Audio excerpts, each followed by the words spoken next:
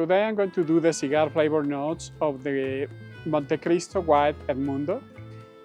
This is the last cigar that I'm going to do here in this place with the professional movie makers of Moonlight Studios. And the last fancy cigar that I bought another little cohiba, but that one I'll smoke the last day at home before I go back to Mexico City. I mean at the hotel, or my in-laws house. The Montecristo, according to the Habanos website, is the best-selling cigar of all the different brands that they sell. The price is higher for a cohiba, but the volume is higher for Montecristo, apparently. And I had Montecristos in the US. In fact, a couple of weeks ago, I was at the Montecristo cigar bar in the Caesars Palace in Las Vegas, and I had there a Churchill Classic. So I got to see how this one compares. To be honest, the other Cuban cigars that I had this week, they had a flavor that is kind of peppery and not that. I mean, it's similar to the Dominican Republic version, but they all had like a lot of peppery notes, and that wasn't as pleasant as the Dominican versions of these cigars. So I haven't had that much of that great of a time smoking them. Even the cohiba had a lot more peppery notes than the cohiba from the US. So hasn't been all that great, but at least now I know in person. I tried them all and I can tell for sure. So let's see how this Montecristo does, if it is the same thing or if it is really as good as they say it is or they used to be, and we'll see. So I'm well into the first third of the cigar, and it definitely has, I would say from all the 4 cigars that I've tried this week, this is the best one. It doesn't have that strong pepper note. It has that pleasant cedar note, combining a very nice herbal note. So the combination of those two really make it a pleasant and enjoyable experience. So as far as the construction, you can see the ashes are holding perfectly well. The burn is very even. The draw is perfect, no issues. None of the 4 cigars had any issue with the draw, and none of them had any issue with the ashes or the burn. So the construction, I mean, obviously the Cubans invented cigars, so they know how to do them very well. In terms of the flavor, I'm having a good time. So let's see how the other thirds of the cigar evolve and how the flavor changes as we go. So I'm now into the second third of the cigar. And I have to say the flavor now became a little more concentrated than in the first third, and a little more that herbal cedar notes that is super, super nice. So I'm having a great time with the second third. I would say this is definitely the best Cuban cigar that I have so far. And I will say if it wasn't so expensive, I would probably smoke those, or would plan on smoking these in the future. The other cigars that I reviewed this week, I will not. So this one, it is a $55 cigar. So if it wasn't that expensive, I will definitely try to buy a box and smoke them more often in the future, or if I come back to Mexico City maybe, because unfortunately you cannot carry them into the US. But this is a really nice cigar, and I can understand why this is the best selling, because I'm sure cigar people around the world appreciate this kind of pleasant flavor and experience. So I'm really having a great time with this one, as opposed to the other 3 cigars. This one I'm really enjoying, and I'm glad that I got it. So I'll continue and I'll tell you how the other thirds go. But this one is really, really pleasant.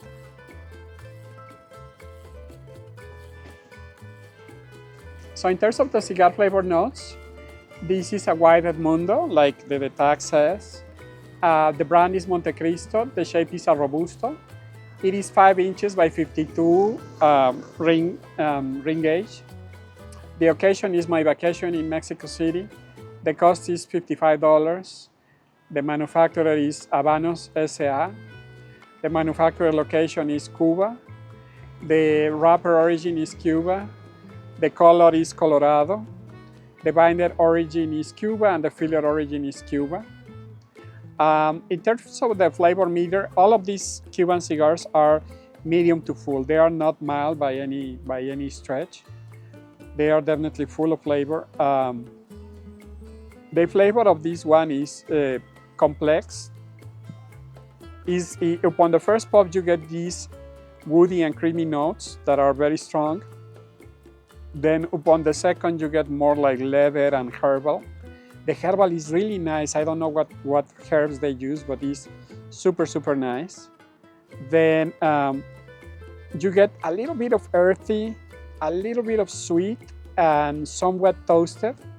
And then from time to time, you get a little bit of bitter. And those are the only notes that I detected. Now, in terms of the appearance, I will give it a 10 because it has these very nice cigar bands, the wrapper in good shape, everything. The construction is also perfect, no issue whatsoever, no issues with the draw, the burn, or anything. The ashes hold very well. In terms of the flavor, I will give it like a 90 to 95. In terms of the value for the money, I will give it a 7 because it is definitely an expensive cigar. Especially for us in the US, like a Montecristo is $14, here is $55, so it's a pricey cigar. The overall rating, I will give it like a 92, which is a very high, and again, this is the best Cuban cigar that I have ever, which is only this week, but from the 4 cigars that I reviewed, this is definitely the best, and I'm really enjoying it. I'm well into the second third of the cigar, almost arriving to the last third. And as you can see, the ashes keep holding really well. The draw continues to be very smooth, and the flavor really continues to be delicious. This one is really nice. This cedar with herbal notes. I don't know, again, what kind of herbs the Cubans use, but it has a herbal that is so pleasant that I'm really enjoying it big time. I think this one was worth the trip. Not the other trip, but this one for sure. And so in a little bit, I'm going to remove the bands and store them, put them in the book, and then get into the last third of the cigar. But so far, so good. I'm going to remove the bands. This is the white Edmundo band, and this is the Montecristo band. See that this one says Havana, where it is made. And again, see that the burn and everything continues to be even. So this is kind of the last third of the cigar. So let's see if the flavor changes again, but so far it's great.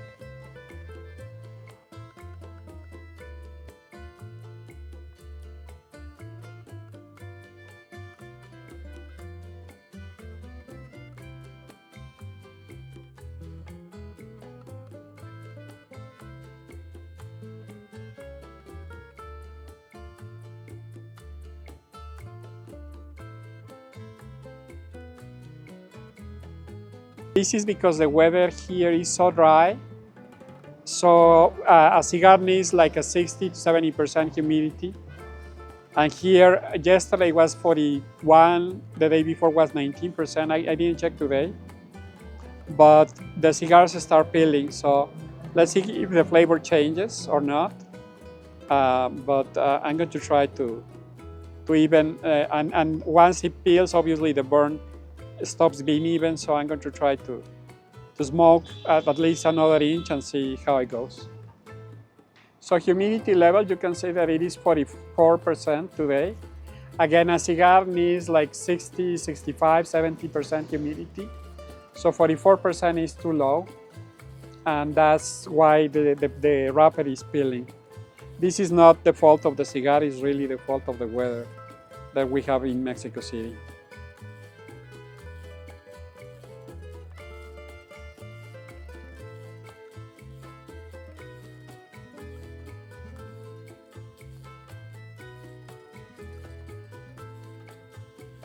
I'm almost at the end of the cigar. I have like an inch and a half left. The flavor in this last third continued to be very nice, very pleasant. It got a slight note of hash, and that was because of the peeling of the wrapper. That's not the fault of the cigar, that's the fault of the low humidity here. But overall, I will say it continued to be a very pleasant. The flavor gets a little more concentrated, so the herbal note is really nice. It's just that the harshness that it got, because I had to relight it and everything, so that didn't help. But I will say overall, I will definitely buy this cigar again if I had the money and the time and was in Mexico City again. I wouldn't buy the other three, but I will buy this one again. I really had a good time with it. So I'm at the end of the cigar. I have only an inch left. The flavor in this last part, as in any cigar, it turned a little harsher. So it's really not worth to continue smoking it. The peeler, the wrapper held and didn't peel anymore. So at least the experience was good. But the reality is that the other 3.5 inches that I smoked were very, very nice. So I really had a good time. This cigar I will definitely buy again. One of the things that the Cuban cigars have in general is that they don't get so hot, because I can hold it here and it's not so hot. The cigars that you can get in the US, usually at this point, they're getting very hot, and it gets to the point where it's hard to smoke them. But this one is pretty cool to be a cigar, so I don't know how the Cubans accomplish that, but I can tell you for sure that you can hold them and smoke them this far and no issues with the temperature. As you can see, I'm posting a lot of original cigar content. I am traveling, I am researching, I am reviewing different cigars, even these fancy ones, and I'm investing in production. So please subscribe to my channel for more original content, like this video, and thank you for watching.